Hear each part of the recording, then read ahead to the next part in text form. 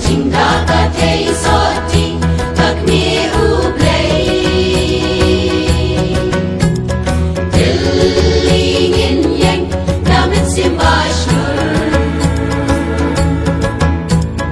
Wateng jing em siaprangin tur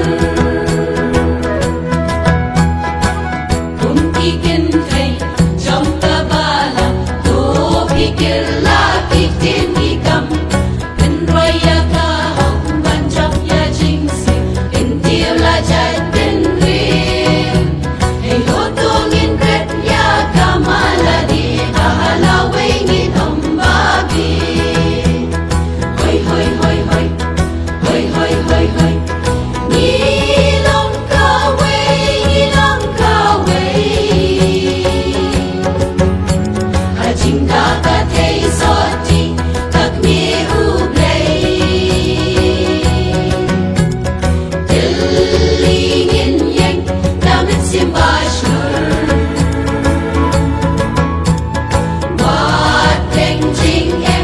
Siaprangin tur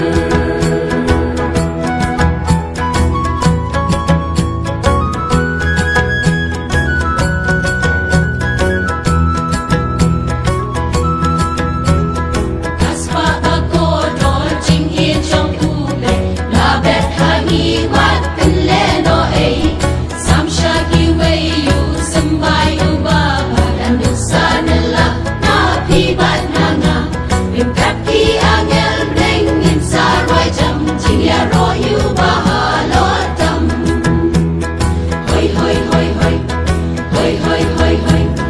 Nilong kaway Nilong kaway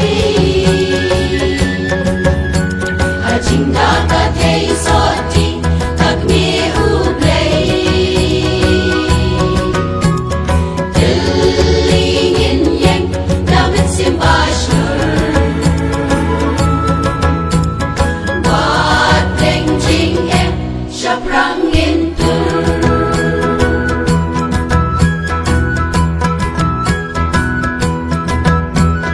Nilong kaway Nilong kaway Ya jing em mabangin yay tay